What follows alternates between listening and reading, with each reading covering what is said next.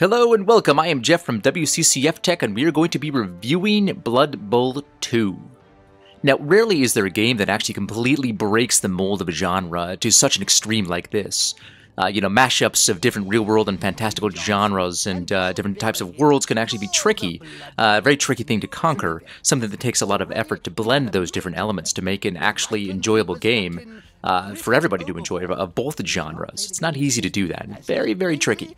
But sometimes something incredible can actually happen when you're breaking genres like this and combining fantastical elements with a more traditional sort of sports genre. American football really is kind of a strange sort of game anyway, one that is already very violent, as are most sports really, and it evokes a certain level of aggression that you need in order to be successful in it. But when that's combined with Warhammer, it sort of gives it a whole different sort of comical, violent air to it that's just downright hilarious, ludicrous even.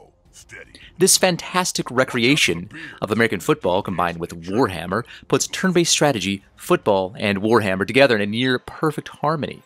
After playing for a few minutes and moving each gloriously rendered player about, I sort of realized that American football really is decidedly turn-based anyway in real life. So this kind of mimics that, though on a more singular unit level. At its core, though you may not believe it initially by looking at it, it's actually a very refined sports game that's very complete because it has useful player statistics, an actual player trading program that you might find in an actual football game that's nearly complete and just about as good as any other football game out there as well. And you can manage your team very well and get rid of anybody you want and upgrade their skills just like you would in any other sports game. It's actually quite good in that respect. And of course, underneath that is a very violent and gruesome affair that's incredibly fun and entertaining just to watch. Just those animations.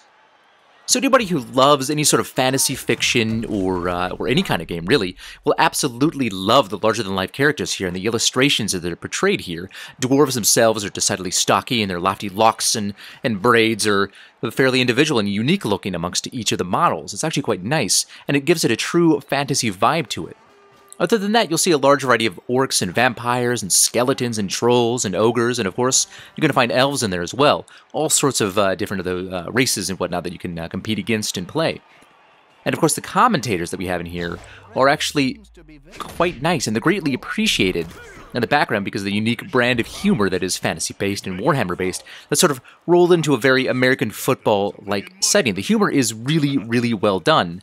Because just like in most sports, they sort of talk a little bit of nonsense, yet at the same time they infuse it with that fantastical flair that doesn't really need its own translator either, because you can understand it regardless, because it's all, very well done. And, of course, it can be appreciated in its own right, and I believe that this is the mark of good writing. Blood Bowl 2 is also quite challenging, yet satisfying at the same time. The violence is absolutely outrageous, and it's very comical, and it's also very difficult, and sometimes that can be a bit daunting and frustrating at times, because it seems as if your own player is never quite good enough to actually do anything.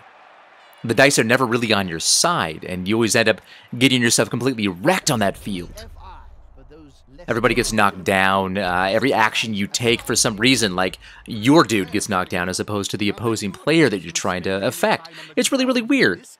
And of course, when you're trying to run for a long touchdown, yeah, that never seems to happen either. Why? Because that roll the dice that is never on your side. But despite that wonderful, wonderful difficulty, it's actually quite the fun game. And it's a fantastic foray into fantasy football in the most literal of senses. Because you can destroy your enemies in these really dazzling animations and just have a blast trying to think ahead about your next move that you're going to be taking. And really the best part is that the pace of this actually mirrors that of real-life American football a little bit, Because they have the play, they sit around for a little bit, and they strategize about what they're doing next. So this is very similar to that. It's really quite nice. But the point is that this game is actually a surprise. It's fun. The pace is a bit slow. It's exceedingly difficult, but it's also satisfying and fun at the same time. So it is very much recommended.